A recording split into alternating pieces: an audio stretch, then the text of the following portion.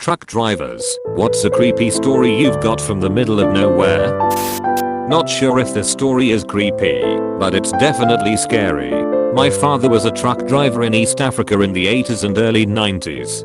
During the years leading up to the Rwandan genocide, my father was passing through Rwanda. He reached a checkpoint and was forcibly removed from his truck at gunpoint. Apparently he looked like he belonged to the Tutsi tribe, and they put him in a cage with other Tutsi prisoners. He tried communicating that he isn't Rwandan, but no one spoke the same language as him. Every night they would take about 5 people from the cage and slaughter them in front of him. After the 3rd night, he saw a man that spoke a little bit of Swahili, which my dad spoke, and told him that he's not Rwandan, and showed him his ID. Somehow that guy got him out, and he was handed the keys to his truck, and was on his way. Driving through an abandoned section of Baltimore at 3 in the morning, my CB radio turned itself on, and crackled for a bit. Out of nowhere some voice over the radio said in a deep southern drawl, "I ain't got no panties on." I could see up and down the interstate 4 miles, and saw not one set of headlights. Not a truck driver, but I spent the past 4 years driving every day/night for work. I was in a fairly rural part of Mississippi, somewhere between Clarksdale and Greenwood. Important note, it's all 2-lane highway, the 250-mile drive home. The weather had turned pretty sour as I was leaving Clarksdale. I called my wife, told her there was high wind advisories and very possible tornado threats throughout the Delta, and I'd call her as soon as I made it to a safe area again. I had already been working for 14 hours when I got in the truck, so I had ate dinner and grabbed some coffee to stay awake and alert. Now, if you have never driven through flat farmland at night for 100 miles, it's very fatiguing and spooky without inclement weather. I had driven maybe 30 miles out into the farmland when hail started bouncing off my truck. Being a manuscript native, I knew in July hail meant tornado. I pull off to the side. I'm in the middle of nowhere, no lights to be seen, no cars behind or in front of me, and start looking for the storm/tornado I believe is approaching. I rolled the passenger window down and shined a bright flashlight off into the night. Nothing there. Turn to the driver's side and this guy has his face pushed against the glass, grinning from ear to ear. I screamed and he was gone. I slammed the truck in drive and took off. We have all the time running cameras on our trucks. I got to the first safe place to stop and called my wife. I didn't want to scare her, so I didn't mention the guy or the hailstorm. I did however pull the SD card and check the cameras. I promise you this guy never popped up on my front or rear cameras. I've always played it off as my imagination. I will say I don't drive through the Delta in the dark anymore if I don't absolutely have to. Around 2006 I was driving flatbed, picked up a load of construction material, drywall, roofing. Don't remember, but it was pre-packaged in boxes, and I remember having to use strap protectors on the load in rural Tennessee. Memory is foggy now, but I want to say it was between Memphis and Nashville, but closer to the intersection of the manuscript, AL-TN state lines. Tarp required, so I strapped everything down, tarped the load, and left the shipper. About 5 miles down the road, in the middle of nowhere woods on a 2-lane road, I noticed my tarp flapping in the wind. Found a wide shoulder and pulled over to fix it. I realized that I just flat did a shitty job tarping this load and decide to redo it on the side of the road. Undo all the bungee straps, drag the tarps off, roll them back up, climb up on the load, and start unrolling the tarps again. And I see a guy walking down the same side of the road I'm on, coming towards my truck. I don't think anything about it other than to keep an eye on him cause I'm in the middle of nowhere, and continue what I'm doing. About the time I have tarps set in place and I'm climbing down to start hooking the bungee straps back on, this dude is getting close enough that I'm now paying more attention to him than I'm to tarping my load. I grab my winch bar and set it on the trailer where I'm working just in case. 8-pound solid metal bar about 4 feet long, tapered to a blunt point on one end and hollow on the other, used for tightening straps and chains etc. The guy gets to me, and the first thing I notice is his hair. It's like a mullet, but it's patchy as like he tried to cut his own hair and had a seizure in the process and said fuck it, good enough to party. The next thing I noticed were his eyes, which I can only describe as off. Like they were clear. I didn't think he was drunk or high or anything. but it also gave me the distinct impression that the elevator didn't go all the way up. Clothes were dirty and not well maintained, with dirty white tennis shoes, cause I remember he didn't have laces on one shoe and the tongue was noticeably out of place. He stops by me, waits until I acknowledge him, and just says I've got a long walk. I'm like, yeah man, you do, we are in the middle of nowhere. Making it clear there's no ride to be had here. He nods, starts walking by me, continuing on his way, stops at about the driver door on my truck and turns around, comes back to me and repeats himself. I've got a long walk. At this point I explain that I can't give him a ride, insurance and all that. Apologize for not being able to help him out, and he seems to accept this, turns around and leaves.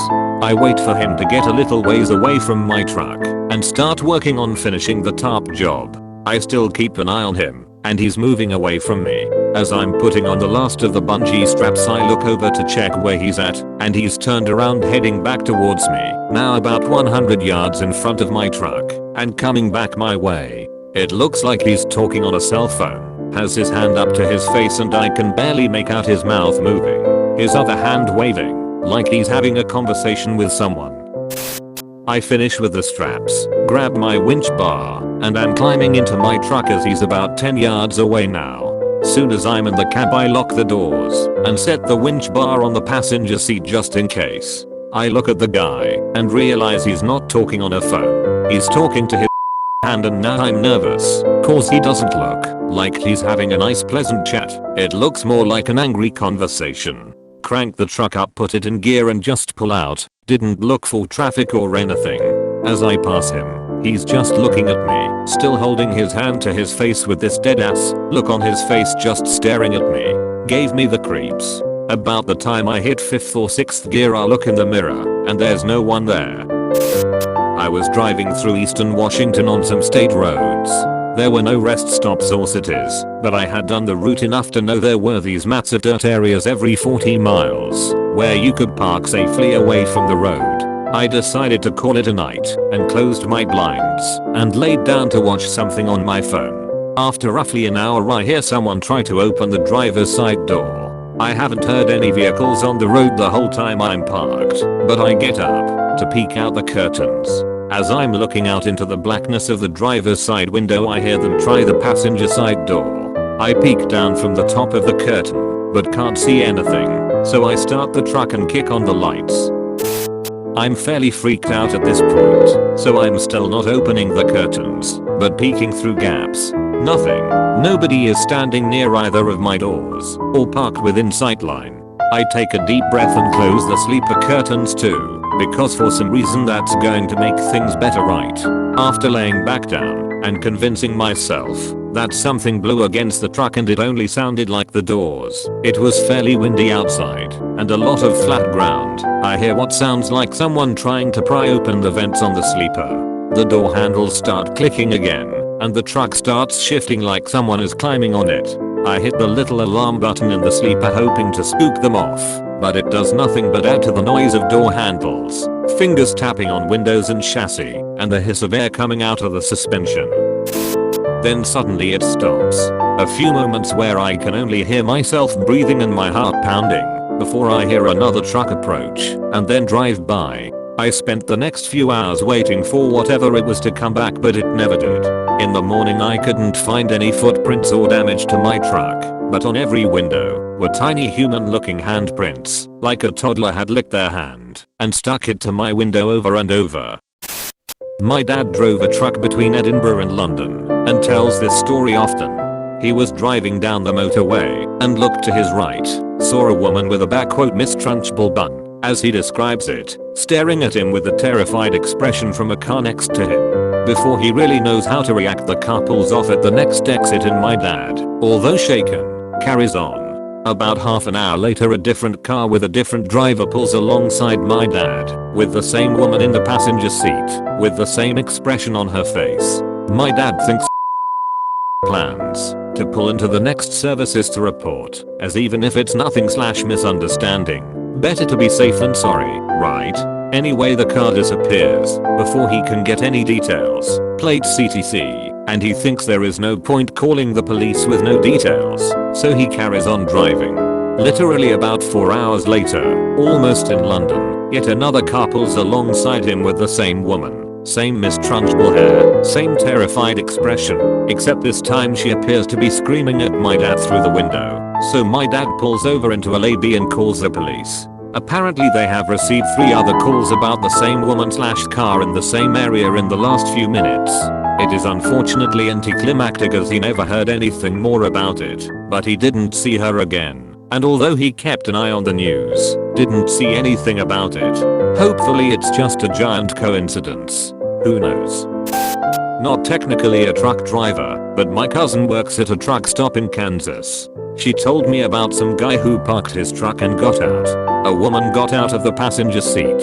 It was kinda cold, so the trucker was wearing a coat and hat, but the woman was wearing summer cloths. My cousin thought nothing of it and did her whole hi welcome in. The trucker bought a coffee, but the woman just stood there in the doorway. Now my cousin was freaked out. She didn't want to be rude, but she was a teenage girl alone in a gas station in the middle of nowhere. "Excuse me miss, do you need anything?" she asked.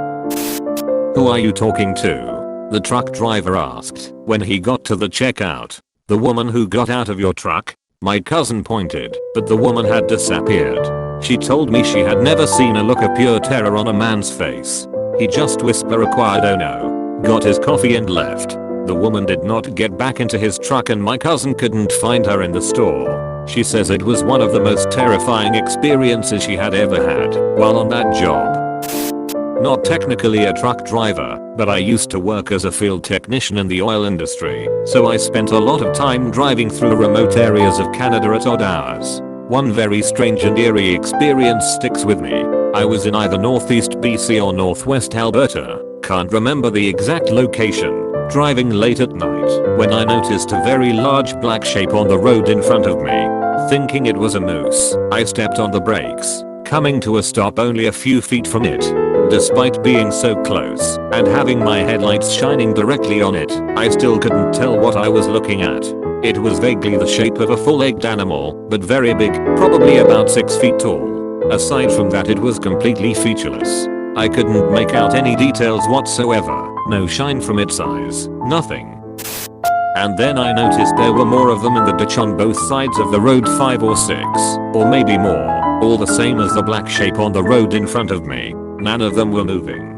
They didn't look like physical objects or living things, more like just large patches of absolute darkness. After I got over my shock, dread started to set in, and I drove around the thing on the road and sped off. I don't really believe this was a paranormal experience. I had been driving for 8+ hours through the middle of the night, and I was exhausted. Most likely, it was a hallucination caused by a lack of sleep and spending too long staring straight ahead into the dark. But it was still a very unsettling experience.